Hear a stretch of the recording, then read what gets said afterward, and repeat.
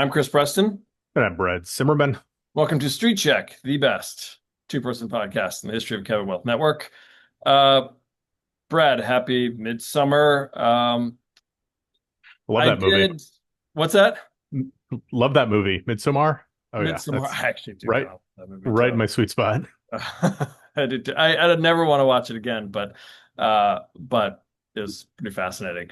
Um, So I know we have stuff queued up, but Ari Aster has a new movie coming out. Did you? yeah, it's like Eddington. Eddington. Yeah, I saw maybe like a couple of bad reviews or mediocre reviews, but I'm excited to check that out.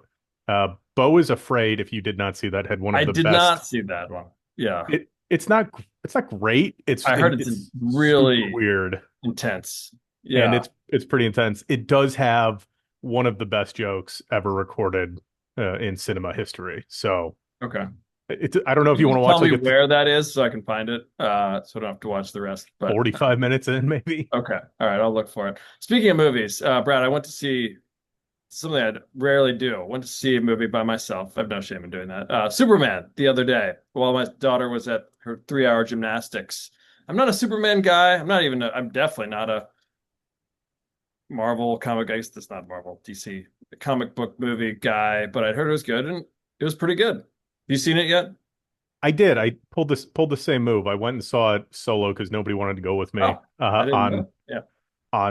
like Saturday or Sunday of last weekend where nothing going on and saw it. It was solid and I think I was like, "Oh, James Gunn, I like the Guardians movies." And I forgot that he had done like Suicide Squad and a bunch of other or not a bunch, but he had done Suicide Squad. I'm like, "Oh, wait, I forgot that he transitioned like to fully weird."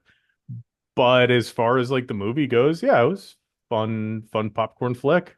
Yeah, I like the actor David Corn Sweat, or I think is the name of Something the like new that. Superman. I'd never seen him, heard of him. And I think that was an advantage. Well, first of all, he did a good job. I think that was an advantage not knowing the guy before, Yeah. and you sort of have no, baggage with him. And he did a good job. And yeah, it was entertaining, fun. I recommend it. And yeah, it sort of ties in with something I've been writing about investing wise lately. I'm trying to complete the holy trinity of in my value investing service, the holy trinity of COVID comeback sectors. Did airlines with United Airlines, and that did quite well. Did cruise industry with Carnival Corp. That was up like 62% in over 2 months. And now I'm trying an unnamed, I won't name the new a movie theater stock because movie theaters, they're killing it now. People could declare them dead during COVID and not so fast.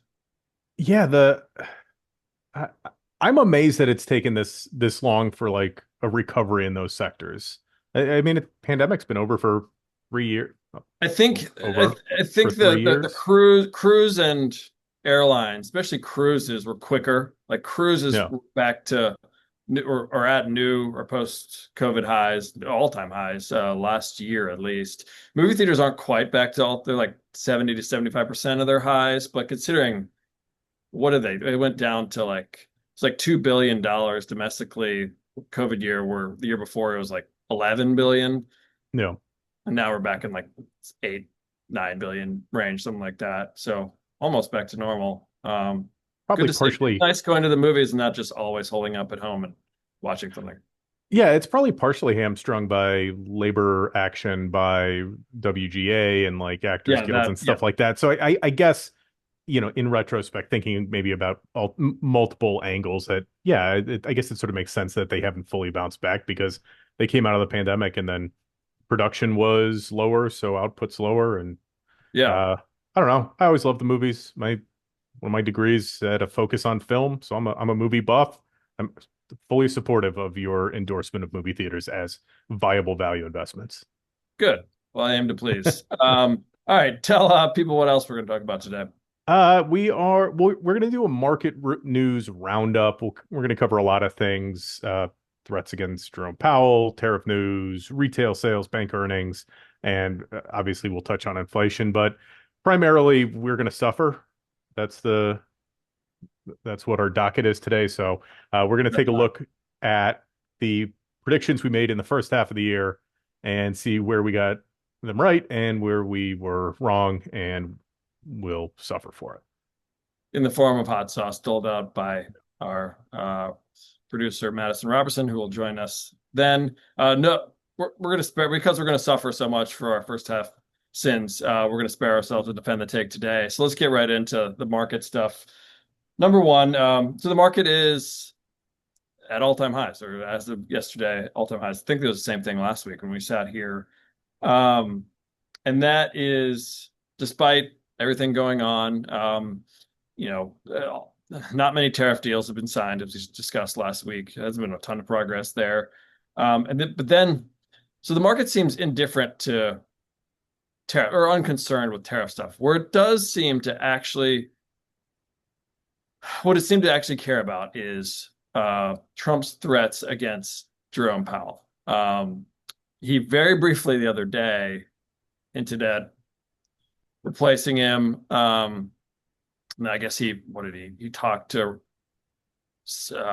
congressional Republicans about a strategy for, that would lead to Powell's, removal. And anytime that kind of news trickles out, the market actually does sell off briefly. Not, it's not a huge sell off, but it flips. And then he'll, quickly backtrack and say, no, I don't plan on getting rid of him.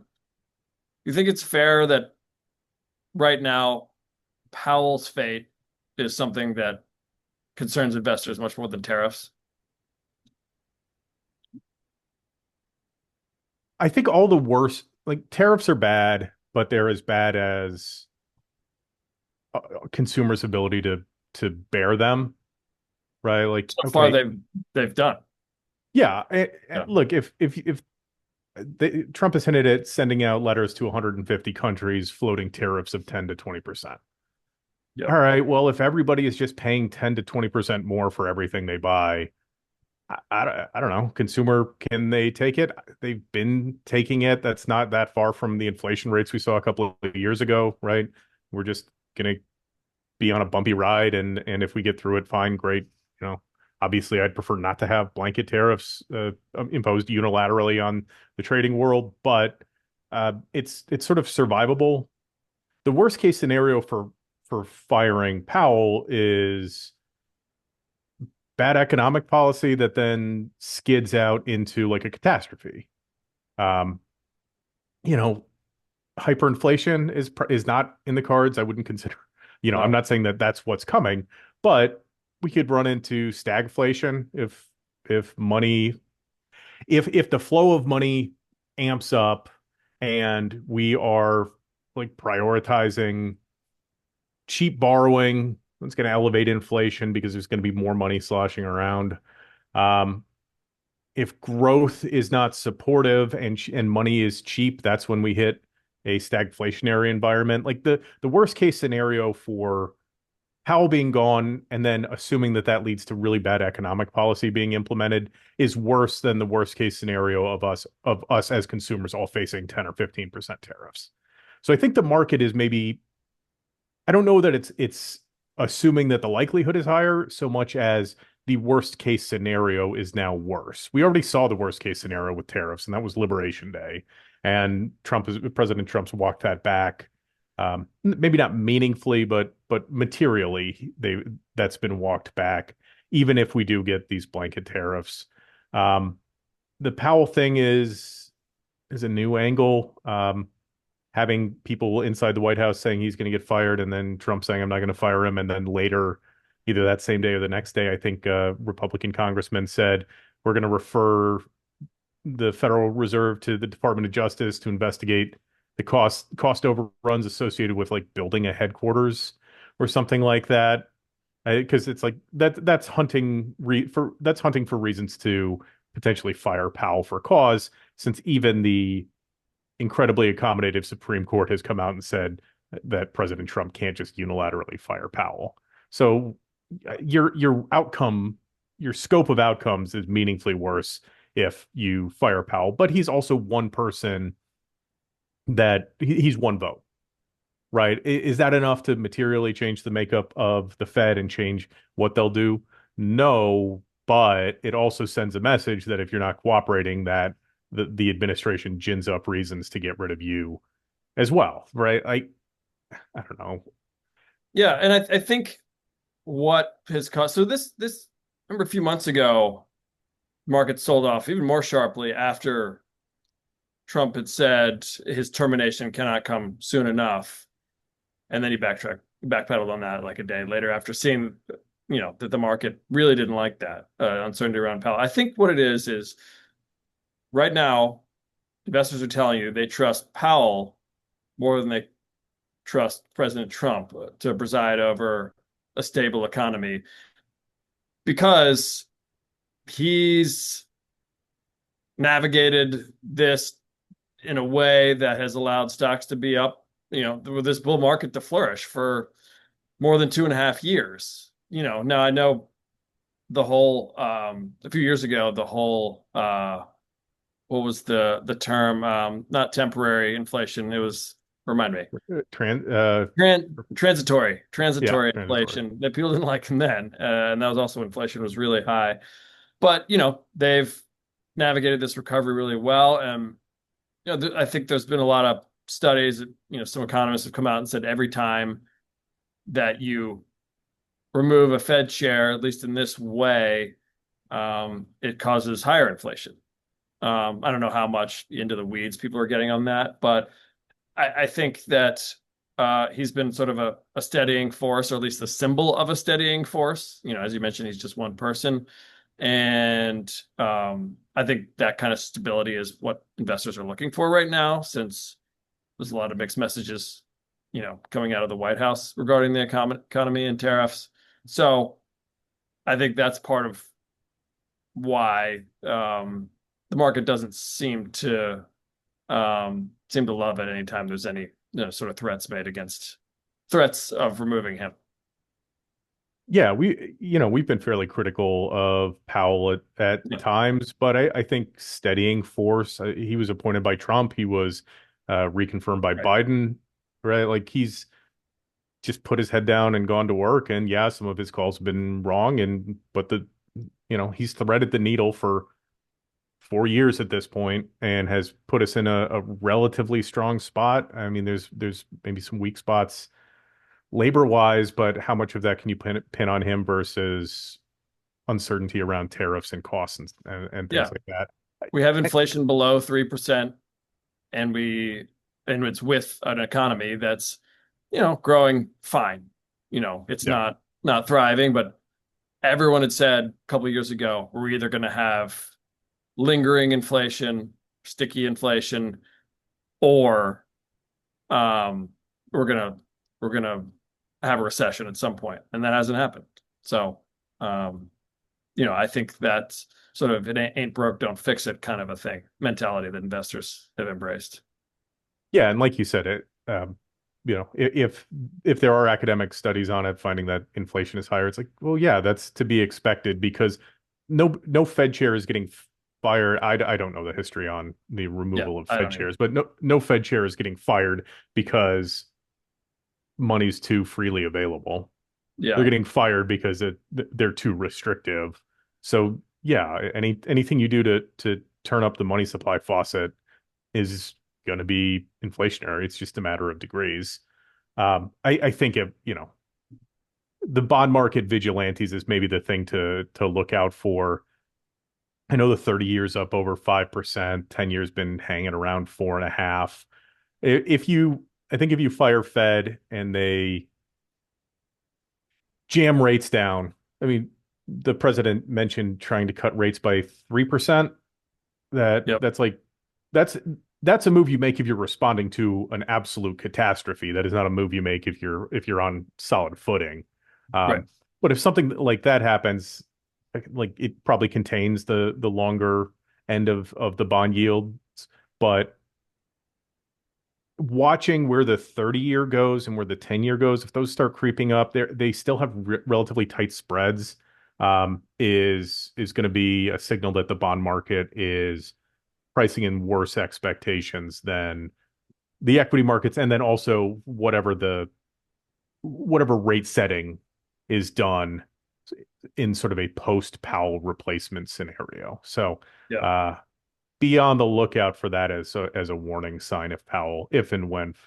I mean, I hate that I have to even acknowledge that it is a probably more likely than not that Powell is removed before the end of his term. I think that's probably where I come down. His term is Um, next is up in like a year, right? Is that yeah, right? he's still got a year left. But if they do remove Powell, pay attention to the longer term bonds and see what they do. If those yields start spiking, that indicates that the bond market is spooked. Yeah. Well, while we're on the topic, we would throw in the word inflation around. Let's shift to the new inflation report, the June inflation report, CPI report. Um, it was up 2.7% year over year. It was higher than the 2.4% rate in May, which was granted that was a 4-year plus low. Um, and it's the highest reading since February when CPI was 2.8%. Month over month, CPI was up 0.3%, largest increase since January. So it did tick up a bit, not dramatically. We're still below 3%. Core inflation 2.9%, which is slightly below the 3% that was predicted. Didn't move the needle much in terms of the market. Um, I don't know if you have any major takeaways from the new report. If this is like a yellow flag for you that it ticked up like this. I don't know. It's 1 month. I don't see any real cause for concern yet. when you were out of town, one thing that Tyler and I were speculating about was um, spending was how do I put this? Spending on new inventory was lower, so a lot of companies to beat the implementation of tariffs front loaded their orders, right? We saw it in the GDP decline, right, where we're doing a ton of imports. That would have built up a backlog of inventories at lower price points. If tariffs are having an inflationary effect on the market, the fact that consumers were not spending a ton in the month around the implementation of tariffs would have allowed the higher price goods to sort of matriculate through the economy more slowly. Yeah. Um, it's too. I still am of the opinion that one data point is too early to identify a trend or Yeah. I mean you can speculate late on it, which we will do. But I still it's still a little bit early to extrapolate a trend from. Um, I think retail sales, which we'll touch on briefly, are instructive there. I do think that we are burning through the last of our pre-tariff inventory sort of nationally, Yeah. and that inflation is going to keep heading in the wrong direction because tariffs are not. I mean, they're adding to prices. They're inflationary. Yeah. Right? As far as how they are calculated, they are an added price that people pay at the store, right, at the dealership, wherever. Um, so I do think it's probably the first along a series of higher inflation readings into the back half of the year. But how bad? I mean, like if tariffs work, you buy American goods, you don't pay any tariffs. So even their ability to sort of be inflationary is dependent upon people's willingness to pay them. Yeah. Um, I'm watching it. Like, of course, we're watching it, but you can't read too much out of just this one data point. We'll Right. learn more by the time like end of September rolls around, October. And our last sort of set of data points here. This is more encouraging. June retail sales were strong. They're up. Maybe you have the data in front. 0.6%. 0.6%. That's highest since when? It was, I don't know if what it's the highest since, but it was up from a nine More than tenths of a expected, I guess. Yeah. yeah, it was up. I think they were expecting 0.1% growth in retail sales, and that there was a 0.9% decline in May. Right.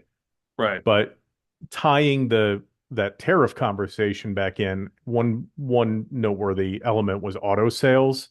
Um, Yeah. Auto sales were up 1.2% in June. They were down 3.8% in May, but that 1.2% growth in auto sales came entirely from price. Unit sales actually declined in June. So they're selling less cars at higher price points. Yeah. That is the inflationary side of things, right? Because retail sales aren't inflation adjusted.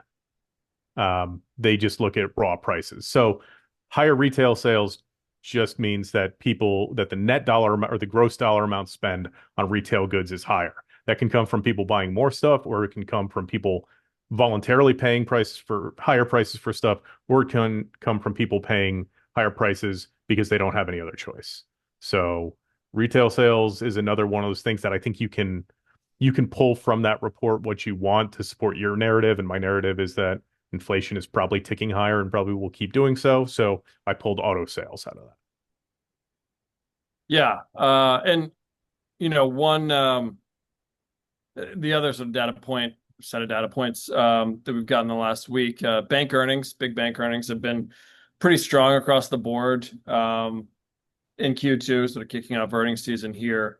Um, I think it all just tying everything we've talked about together, you know, bank earnings strong, retail sales strong, inflation ticking up. And this all shows that the consumer has been, U.S. consumer has been incredibly resilient. That's probably why tariffs aren't bothering Wall Street too much because they're not really bothering the consumer. And that's why you're seeing stocks at all-time highs. Yeah, a big part of the bank earnings was trading revenues up Yeah. 17% because that quarter includes the rapid sell-off from Liberation Day and then that really sharp rebound. But when Goldman reported, their merger and acquisition advisory fees were actually up 71%. So it's not just that the big banks are profiting on volatility. There is also an element of maybe a little bit more openness to do business and to consider things like M&A. Um, Although Bank of America's investment banking fees were down by like 9%. So it's not like across the board, every big bank and all their investment arms did exceptionally well. There's some jockeying position in there, or jockeying for position in there, but generally it's solid quarter, not perfect. JP Morgan's revenues were down like 10% year over year. It looks like you would expect it to look if we're sort of doing well, but not exceptionally well. Right. Which is what it's been for months now, really. Yeah. If bank earnings, retail sales continue on like this, it's good enough to keep the market from cratering unless you get really high inflation again. Yeah. And all bets are off. But yeah, I think until the data starts showing that tariffs are having a hugely adverse effect on, either prices going up or consumers putting their wallets away, that's why I think Wall Street sort of is tuning them out, or at least kicking the can down the road on when to be worried about them. Yeah. I mean, with the universal tariffs, though, it's like, well, what what am I going to avoid buying to not feel the sting of the tariffs? And it's like, well, nothing. Yeah, You're just going to pay it, and hopefully you make it through okay. I would say consumer debt levels would be maybe like the marker to watch. Like if you want to build a counter narrative to the consumers doing strong, and it's like, yeah, if retail sales are higher, but also you see like consumer debt rising, like that would indicate that people are putting more stuff on credit cards. They're struggling more, and for the time being, that's not happening. yep, So I think a lot of people are probably just grumbling and paying higher prices, and it's not causing them to dip into savings or to start putting stuff on credit cards. So. And good, not great, I guess is maybe like my one sentence summary of everything we've talked about for the last 20 minutes. yeah.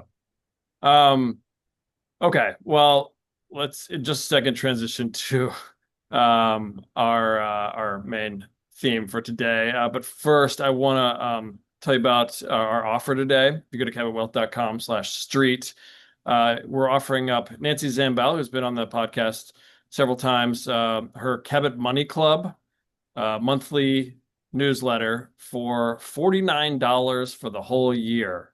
Save 75% off the normal price. $49 for 1 year. In this inflationary environment, that's like 4 cups of coffee. Maybe like five or six. Um, and it also comes with the 30-day 100% money back guaranteed. Again, for $49, I can't imagine asking for your money back, but each their own. You get monthly issues, that are sort of catered by Nancy Zambell. She has stock picks from all the analysts here at Cabot. She's Cabot Money Club magazine and the full library of those issues. You have premium reports, a richer retirement, ETFs, an easy way to build a lifetime investment portfolio, and you have exclusive access to Nancy with any questions you have. It's a great service, and again, it's offered for today's listeners for $49 for the whole year. Go to cabotwealth.com/street. We'll have the link in our write-up on the our YouTube page. Okay, we've delayed long enough our punishment. Let's welcome on Madison Robertson, our producer, who this is one of her favorite episodes of the year. Favorite day of the year. Yeah, favorite day of the year. I mean, you nearly killed me with the last one of these. So hopefully just keep that in mind this time around. I did. Okay. What did you bring to the table, Chris? Hot So sauces. I have the same basically hot sauces as we've had. I still haven't finished the bottle of the Last Dab. Is that what it's called? Last Dab, which is the hottest. That's a 9 out of 10 Scoville. Is that right? I don't know. I think it's at like 10. the number I saw, the numbers that I have seen is like 2 million Scoville, which is sorry. I think on the bottle it says like 9 out of 10 hot, whatever. Mine does at least. I don't know. Mine seems to be pretty maxed out. No, mine Maybe says it's 10 out of 10. Maybe it's 10. Maybe Are we using different hot sauces? Mine is Let me 10 see out your of bottle. 10. Last Oh Dab. no, same one. Okay. I think I just was wishful thinking saying 9. Yeah, it's 10. Oh, I've been using this stuff called Crystal and Frank's Red Hot. Oh, it's spicy. No.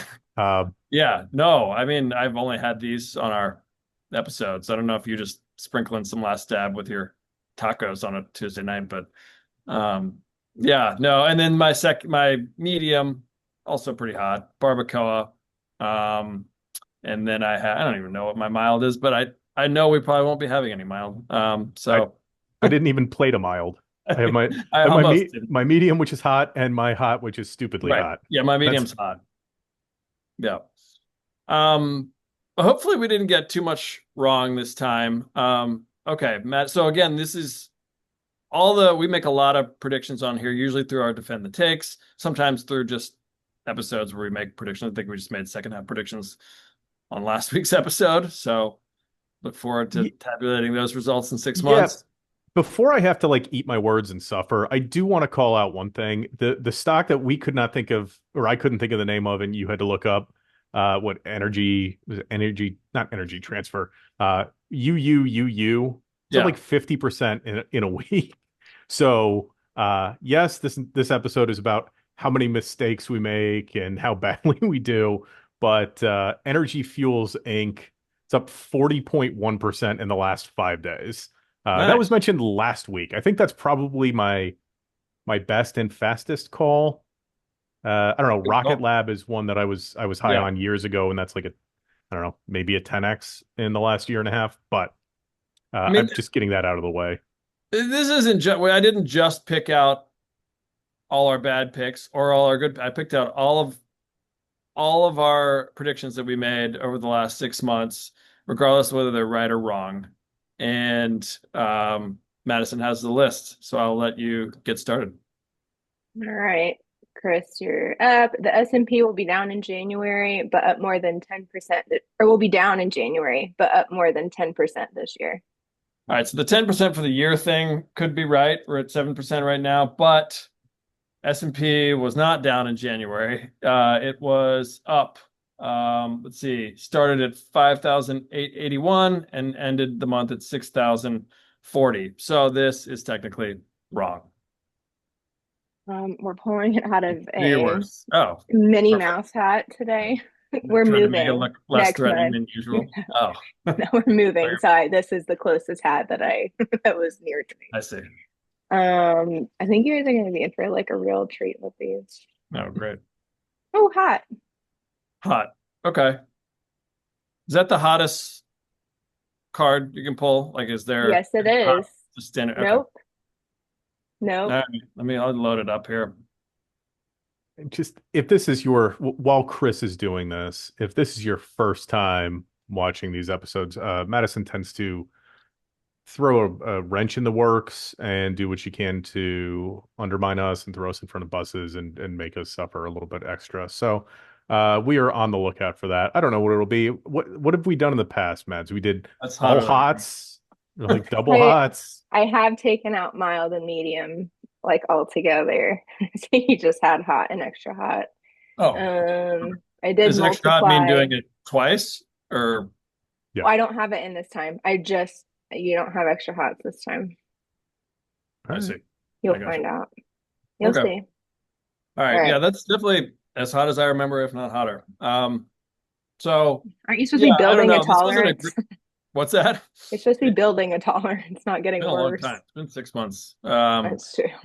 Yeah, let's Yeah, do this once a month from now on. That'll help. no, then we'll be fine.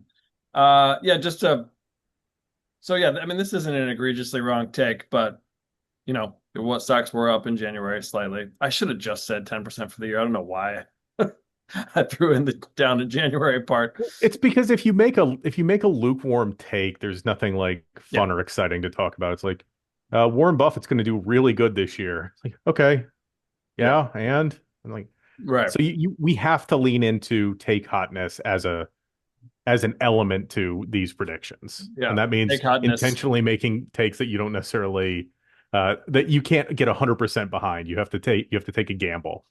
Yeah, the take has to be as hot as the sauce. Should be the rule of thumb.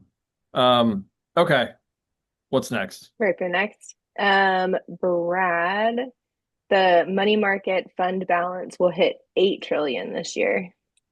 This All right. isn't totally wrong yet. And maybe it won't be, but I think what is it, 7.4 trillion right now? Yeah, so it's up from 6.9 trillion to start the year. Sort of trending in the right direction. It'll be Yeah. like if I have to pay a price for this, I'll pay a price for this the next time we do this episode because I am not calling this one I'm not calling this one beat yet. I still think that this is going to keep rising, especially with higher debt ceiling, big beautiful bill, etc. More money out there and people are parking it. And especially if interest rates stay high. That incentivizes just holding on to cash. Yeah. Okay, so no blood on that one. What's next? Brad again. January 24th, the S&P 500 will have a 10% correction at some point this year. It's That one was definitively quick. right. Yeah. Yeah. That was a month and a half later, the Liberation Day sell-off. Had we not had Liberation Day, would that have been wrong? Maybe, right? If we Valuations are did. high, but they're not as high as they are now. But yeah, that that one I think was actually one of the more lukewarm takes because the setup to it was like 50% of calendar years have a 10% correction, and we hadn't had one in 24, right? Because we were just short of that. So that was a little bit more of a lukewarm take, but I will take a I'll take a pass ball. I'll advance to first on a pass ball. Yeah, but it was definitively right. I mean, S&P was down what, 19%? Yeah. Basically from a month after that or a few weeks after that until the early April bottom after Liberation Day. So good take. Okay. What's next? The first half stock picks. So on February 14th, Chris, you chose Netflix and Brad chose Meta. I win. Yeah. Netflix. So measuring from, we did this on Valentine's Day. It's very romantic. Guys. Measuring from February 14th, Netflix through the end of the first half, Netflix was up 14.5%. Or no, sorry, 26%. Meta was flat. Yeah. Yeah. Not a great pick. So yep. Yeah, it's time.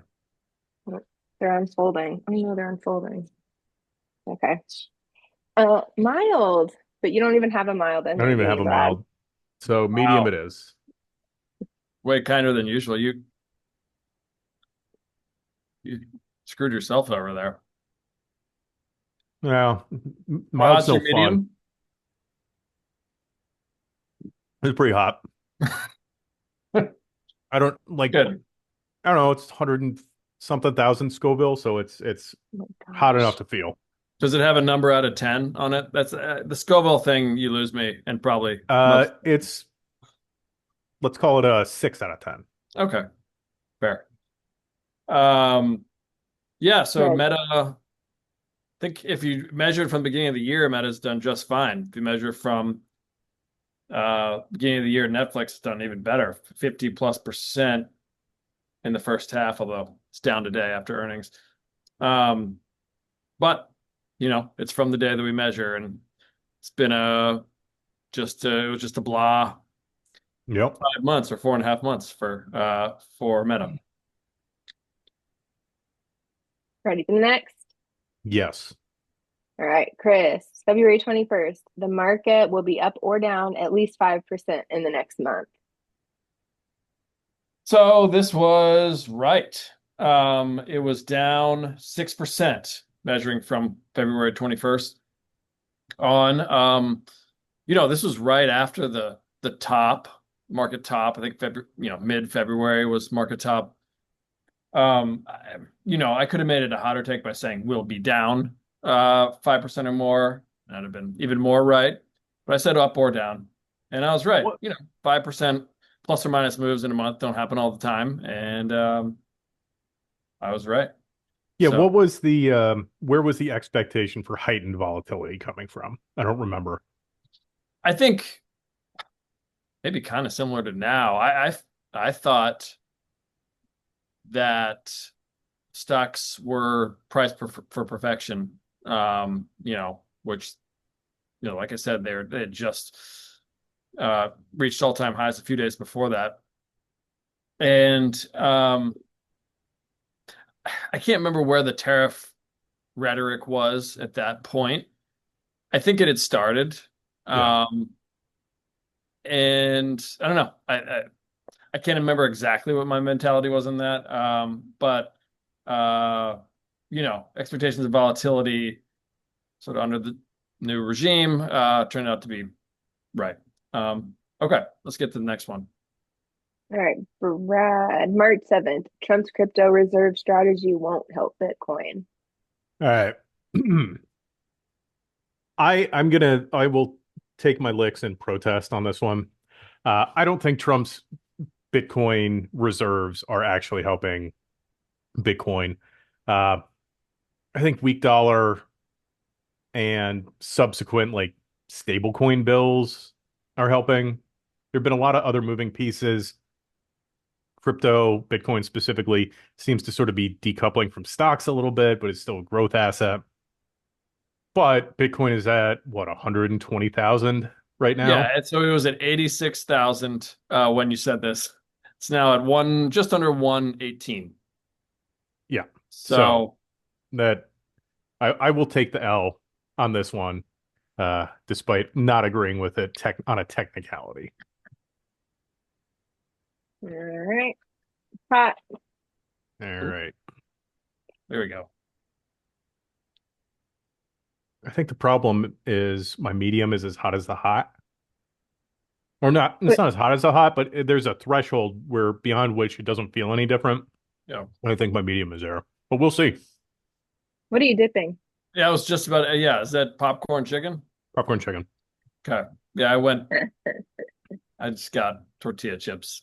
Not very creative. Um, okay. What's the next one? Chris, March 21st. A market bottom has been put in for the first half of the year. I mean, this is woefully wrong. Yeah. After being so right a month earlier.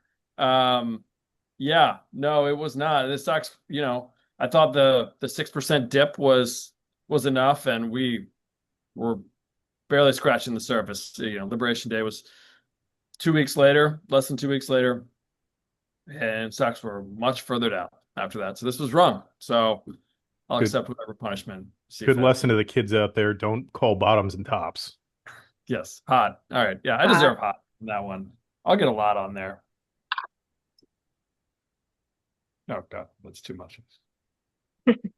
if That's the LN. thing. I wish that we could do this in person so that I could determine how much, like I could just dip them for you and Yeah. then give them to you. Wow. Okay. All right, Mads, what's next? Brad, on April 11th, the first quarter earnings season is the first real opportunity to buy the dip. It's a good call. Yeah, like could you have bought a little bit earlier and like bottom ticked the bottom? Yeah, but what stocks are up 20% off of those April lows? Yeah. Um, I don't think I don't think it's you me know. skewing maybe more conservative as a trader than I necessarily need to be. Yeah. That's sort of how I operate, right? Like waiting for confirmation worked great. Could you have timed it better? Yeah, but it's always about balancing your upside risk, or sorry, your upside potential against your downside risk, and I skew a little bit conservative. I don't know why. I'm not particularly conservative with like personal decisions in my life or how I operate or anything like that. Or I'm not risk averse, but when it comes to like trading, I'm more risk averse than I am elsewhere. So, Yeah. I'm hmm. that last one hit me. I'm really feeling it. Okay. What's I wish next? we could see tiers. Like, I feel like Zoom doesn't have the Tears. best. I Yeah, probably like I had wish some we last see your time. eyes Maybe we'll get get there. watery. We may get there. Hopefully, I hope. Okay, Chris, buy in May, don't go away. Great Yeah, call. good Yeah. call.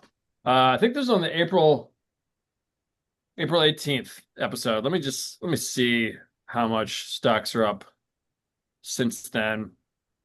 So April 18th, S&P was at it was post lifting of the Liberation Day. Sorry, post 90-day pause, which really helped. Um, so it was 52.82 S&P that day, and it's now 62.97. So this was a good call. I think as part of it, I said I thought back half of June, I think I reiterated this a few weeks ago, back half of June, early July, we'd see some slippage as we approach the end of the 90-day pause, um, which we haven't, which now that I'm saying it out loud, maybe that's deserving of a of a punishment because I don't think it's on the list. If you want to select another, you can go ahead. No, I think that's fair. Like we're trading at levels that are all-time highs, but we're not powering ahead, Yeah, I mean right? it's the buy and May don't go away take was a good one. Yeah, I'll leave it up to. I know what Madison will say. I'll leave it up to you, Brad. No, that's the right call. Yeah. Um. And Yeah. Okay. all right, Mads. What's Good move next? letting Brad choose. Yeah. Okay. Brad, on April 25th, the market's green light is above the 50-day line. Yeah, that's another one that we broke above the 50-day, and it's exactly what I was saying about the last one. It's like, is it overly conservative? Could you have picked up an extra 6% or whatever buying earlier? Yeah, but we cleared the 50-day line, got that golden cross, that follow up, and the market's been trending higher. Will it keep doing it? I don't know. At some point it'll top out and come back down, and who knows what that catalyst will be. Certainly firing Jay Powell would do it, but uh, or could potentially do it, I guess. But yeah, green light. Just Yeah. depends on how conservative or how aggressive you are. This was right. All right, we're on a roll. What's next? Chris, on May 3rd, Bitcoin is headed to new all-time highs this month. Wait. Yep, that happened. Oh yeah, that happened like 4 days later. It wasn't quite. Let's see. Um, so May 3rd, it Hmm. was at about 94,000. I think the previous high was 108, I believe. 108. So it got to 109 on the 20th. So 2 weeks 2 weeks. later. So great call. And it's still up. I don't know. No notes. on my end. Yeah. You Just guys hitting are doubles into the really, gap. We're doing good. Yeah. I'd like to Night credit shift here. myself for What's this. that? I'd like to credit myself for this because I think I scared you guys like with past Oh, hot sauce episodes into choosing the correct Yeah, things to saying I the think that's correct right. things. So you're welcome. Brad, May 24th, margin balances are flashing a warning sign for stock. Not enough um, for stocks to actually fall. yeah, yeah. The premise is that if the rolling 12-month average of margin balances dip below a certain level, or if the I'm sorry, if the total margin balance dipped below the rolling 12-month balance, that showed that investors were sort of clenching up and not being fully invested because they're not leveraged to the hilt. But no, stocks have continued trending well since then, up 5% in the last month. So yeah, that's wrong. All About time right. we got something wrong. Mild. Not that you Oh, have yeah. that. I think I'm gonna go with my hot again. Oh, It tastes better than the medium. No fun if you enjoy it. Chris, last one, June 13th, the market will have a 5% pullback in the next month. no, it did not. Still hasn't. Nothing close to it. You know, I'm I'm still I still literally wrote this week that I thought there'd be a 5% pullback in the next 2 months. I extended it a month. So maybe I'll be right there, but I was not right a month ago. So All right. Hot. all three hot. Okay. Get a lot on here. God. Just wipe off my computer. Can last dab destroy a laptop? Probably can. You Catch just it don't on want fire. like Yep. sticky hot sauce fingers because Oh God. you'll be writing something up and then you'll scratch your nose and you'll be crying. Get feel like you got pepper sprayed. I've never Yeah. been pepper sprayed. I'm just speculating that that's what it would feel like. Yeah, Yeah. sure. I am Um, not that bad a guy. I'm regularly getting pepper sprayed. No, I see you doing one of those like follow. Oh wait, like you know how you go and you like ride along with the police, and then you have to like get pepper sprayed to just try it out. I would get. I would try that. I would also try getting tased. I Those are the two know, things. I know. That's what I'm saying. But I'm too. That's what I meant. Not that The somebody like pepper sprayed you out in public for being like crazy. I meant the like because you wanted it. Axon does that for their employees. It's like a weird team building thing. Axon, which is a stock that a lot of our listeners are probably familiar with. It's been something that Mike has written about for years, and they make Taser. They do that for their employees as like team building and sort of buying into the company. My concern is that at my age and at my weight, I would probably just die of a heart attack. You'll get tased, and they'll be like, "Oh God, this never happens. He had a heart attack. Not healthy enough." You That's the would be one thing fine. stopping me from it.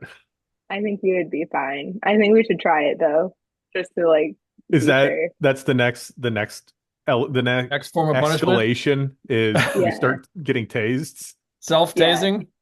Yeah, I Yep. don't. Yeah. You saw The Um, Hangover, right? yes, Yeah. That's all that many reminds years me of. ago. Their Oh tasing scene. yeah, I That's all forgot that about makes that. me think of. Uh, that last one got me. So so what was the trick in this one? Yeah, what's the trick? There wasn't one. It was just letting That's you the think trick. there was one. Yeah. Because I think she the tricked you into not having a mild. I think that was part of it. hmm That then what am I going to do with a mild sauce? It's there's no payoff. Nobody's Yeah. crying. there I still was have you guys were so nervous leading up to this. You had no idea what I was gonna do. And that was it for me. That was enough payoff for me. I do maintain, I think I brought this up last time we did one of these.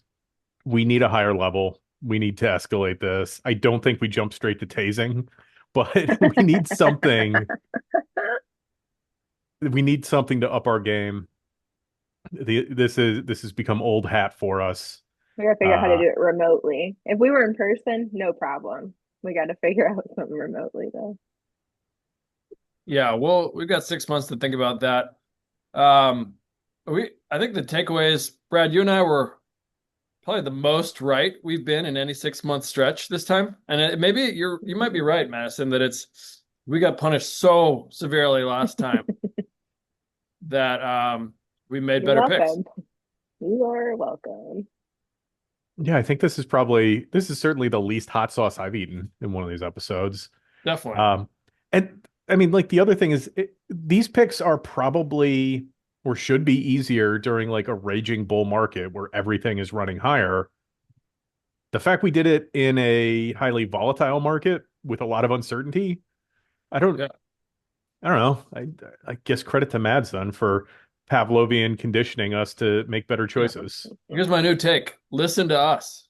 We've always been self-deprecating, saying, we should be a counter indicator, but Yeah. we're I don't know. We were right a lot of the time this first half of the year, which means it'll probably flip in the back half. But Yeah, um the one call I kept expecting to hear this one.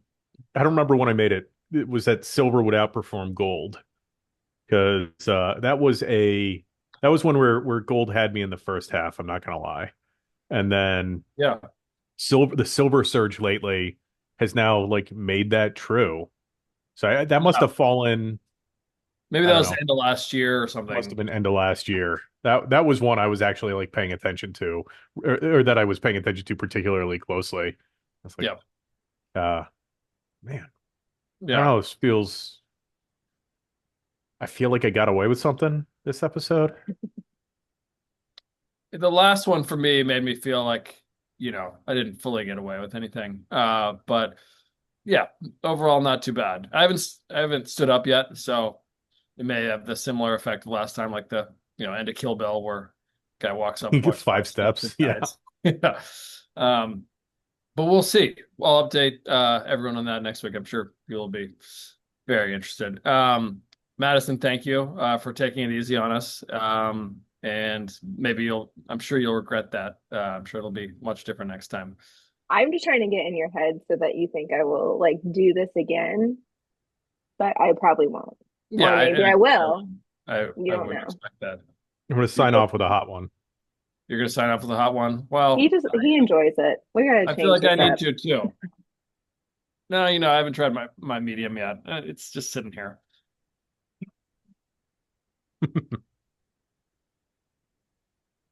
All right. I think your medium's worse than mine. That wasn't too bad. All right. Um, all right. Well, Brad, you sign off. Yeah. Thank you all for joining us for this episode. Remember cabotwealth.com/street to check out the offer for Cabot Money Club.